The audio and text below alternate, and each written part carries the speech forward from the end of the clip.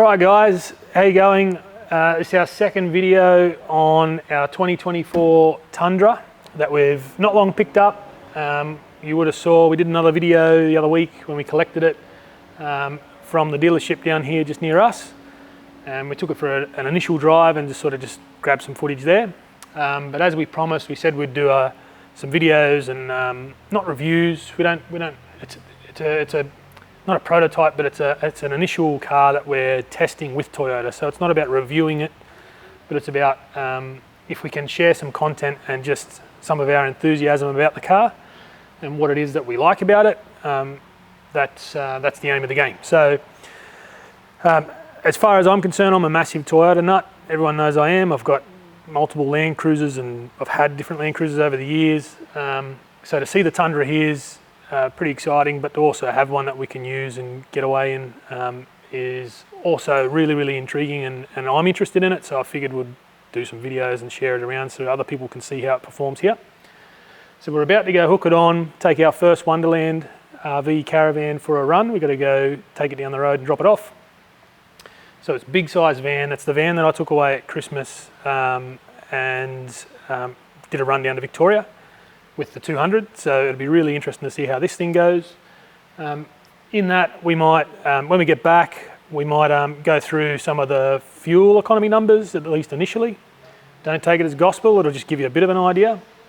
And while we're driving around, maybe I can just give you a bit of insight as to some of the features, some of the things with the car, some of the things I like, and that sort of stuff. So, like I say, not a review, nothing too crazy, just a whole bunch of information, how it's performing so far here for us with our business, with all the different vans and everything else we tow.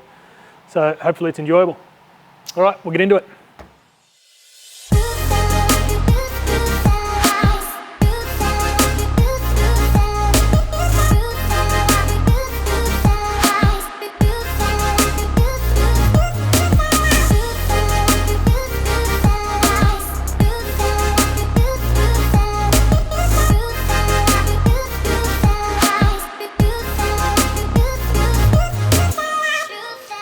So one of the things that's obvious to me, having driven this van with the 200 down to Mount Beauty recently, and now jumping in the 200 in the Tundra rather, and towing it around these sort of, I guess, secondary roads or country roads or whatever, is because of the wheelbase, the stability. So being a longer truck or ute, much more stable and just feels more planted on the road.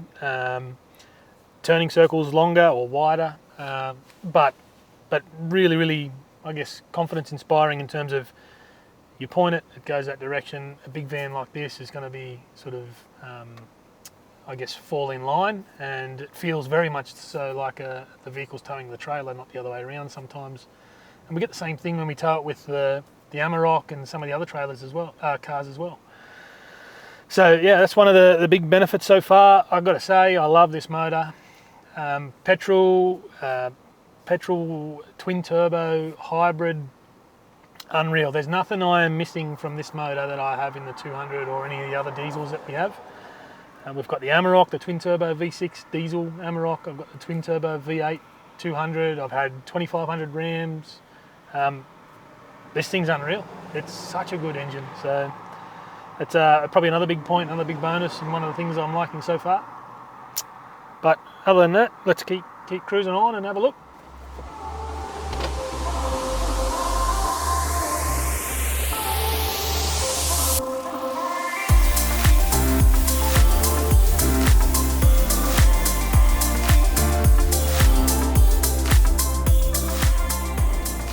So we've had some, I don't know, what have we done now? Probably done 50, 60 Ks or whatever we've just done, and as I'm driving along, I'm playing on the dash here. It's got some settings, so you can choose the type of trailer. So this is kind of common in the American trucks. These things are designed with towing in mind.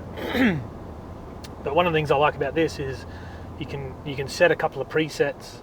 It can auto detect the length of the trailer, it appears. I haven't tried that yet, but it comes up where it'll work out how long the trailer is, and then I'm assuming that'll adjust your blind spot monitors to account for the length of the trailer behind you. So as you drive along, someone sneaks up beside you, your little indicator on your mirror to show that someone's in your blind spot will factor in the fact that there's a 9-metre trailer or an 8-metre trailer or whatever behind you. But they've got some settings in here for the electric brakes. So the electric brakes are built into this, so you don't need to install, say, like a Red Arc Tow Pro or something similar. It's already in there. It comes up on the dash, and you can set a few different outputs. You can tell it how many axles it is, if it's electric over hydraulic, if it's just electric, and set its gain so that it'll adjust depending on each trailer, which is handy for us. So I'll tow a little Patriot camper that'll weigh 1,100 kilos maybe, 1,200 kilos, and then I'll tow a dirty great big caravan. It might be, some of these vans are 3-ton tear, empty, the really, really big ones. And I can adjust the brakes and just have those presets in there to suit single axle, tandem axle. So if you've got, let's say you've got a work trailer you use for work during the day, during the week, and then you got your boat, you take down the boat ramp, and then you got your little camper you take camping or take away. You can have it all programmed in here and name it all. So you can set it up to suit each trailer type, and then you're not having to mess around with the settings all the time. I guess the upside of that, I mean, sure, the Red Arc, you got a little volume knob essentially, but every time you get in it, you got to kind of fine tune it. The upshot of this is you can have some real fine adjustments in terms of the amount of gain depending on which trailer, as well as the functionality with the blind spot monitors as well, all sort of refined right down to suit each purpose. So pretty handy. It's as I say, I'm sort of still messing with it and figuring it all out, but it's so far so good. It's working really well. The other thing I'm kind of liking with the iForce Max motor is the wind on of electric power. It's almost like it's a bi-turbo sort of style, where you'll get, if there's no turbo boost, let's say you're right down in the rev range, it'll give you electric boost, and vice versa. If you've topped out your turbo boost, it'll give you electric boost on top. So it's you barely feel it. It works really, really, really well. And as a consequence, I don't know what the numbers are. I couldn't tell you. But this thing, petrol motor in a V6, smaller capacity, 3.4 or 3.4.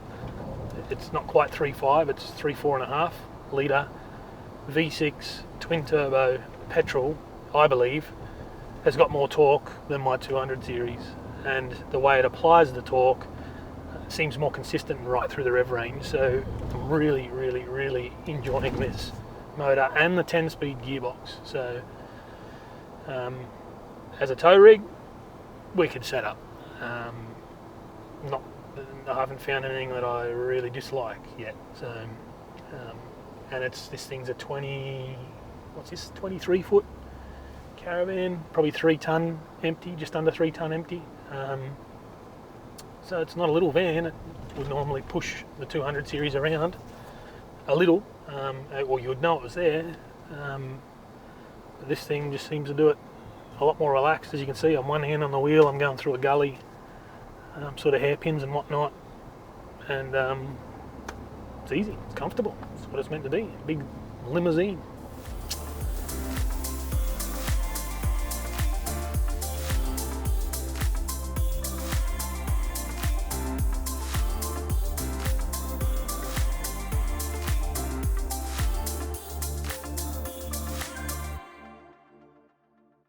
All right, we just got back. You would have saw a bunch of footage there and whatnot when we were out and about.